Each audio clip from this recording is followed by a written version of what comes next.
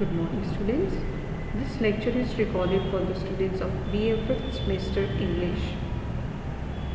This lecture is the continuation of the previous two lectures on conversion of sentences. In the previous lectures, we have discussed sentences on the basis of function and on the basis of structure. Now, in order to convert the structure of sentences, it is very important to understand what the phrases and clauses are, because you can convert the structure of sentence only by interchanging clause into phrase and phrase into clause. So let us start what the phrases are. Phrases basically are the group of words which lack subject and verb combination or both of them. It means in phrases subject and verb will never appear together. Look at some of the examples. A beautiful house, in the kitchen, has finished, very happy, much quicker. Now in these sentences you are not getting any clue about subject or verb, though you have verb in the third example, but you are not finding any subject in this example. So it is a verb phrase. Now what is the subject of the sentence? It is also very important to understand the subject of the sentence. Basically, subject of the sentence is one which controls the verb, which controls the main action of the sentence. Now let us take the example of this sentence, John eats an apple. So now who is controlling the action? It is John. So John is the subject of the sentence. So now, what is the verb in this sentence? Eats. So now subject and verb, they both appear together. It means it is a clause. It is not a phrase. Basically in a phrase you will not find subject and verb together. When we take the examples, these 5 examples, here in these 5 examples you are not getting any clue about the subject. If there is a verb, then it is mixed with the subject. So these all are the examples of phrases. Now let us discuss the types of phrases. How will you come to know whether the phrase is noun, verb, adjective, adverb or prepositional phrase? Now let's talk about the noun phrase. The noun phrases act like noun. These are the combination of noun and other associated words which modify the nouns. For example, a woman in the window shouted for help. Now, here in this sentence, a woman, it is a noun, it is acting as a noun. In the window, it is modifier of the noun.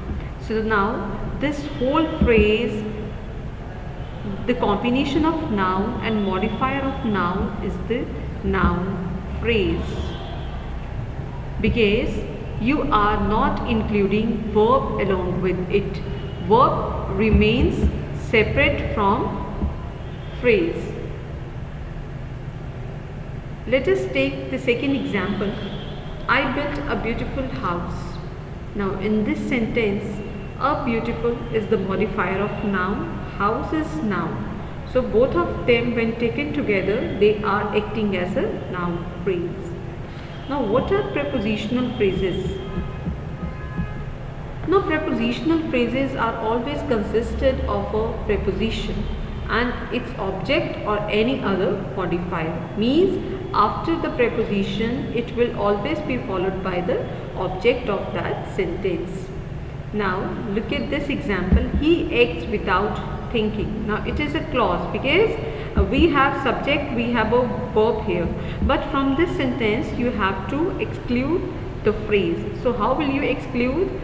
Here you have this preposition without and thinking is the object of the sentence. So when taken together, these both are forming the prepositional phrase.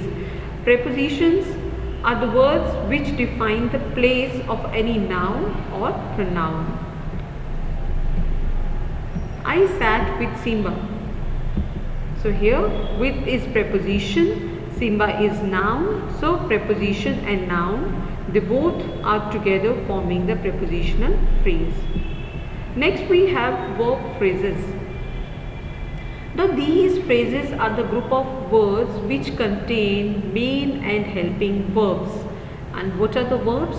Verbs are the words which define the action of the subject. What action is being performed by the subject. So now look at the example. She has finished her work. She has finished her work. Now in this sentence, has is helping verb, finished is main verb.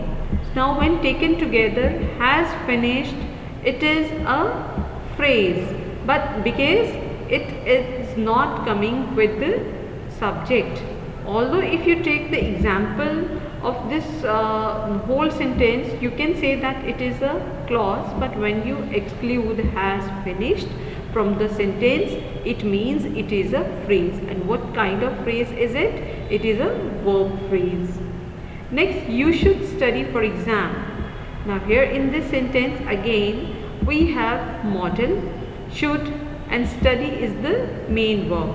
So model and main verb, they together are forming a verb phrase. Next we have adjective phrases.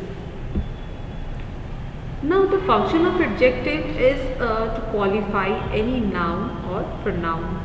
So these phrases, these are the group of words which give additional information about the nouns or pronouns. For example, I am very happy with his work. So you are happy. Now this very is the intensifier, happy is adjective, and both of them together are forming the adjective phrase. The girl in brown frock is my sister. So you are defining the noun. What noun? Frock. How do you define the noun? By using brown. So here brown frock, it is adjective phrase. Next we have adverb phrases. Adverb phrases are a group of words that describe verb, adverb or adjective. So for example, I parked the car right here under the bridge. So where have you parked the car? Right here under the bridge. So here, right here under the bridge is the adverbial phrase. She fought in a brave manner. How? So here it is giving the answer of how. So you are defining the manner. So when you define the manner, it means it is a adverbial phrase. I hope you have understood about the phrases. We will discuss the clauses in next lecture. Thank you.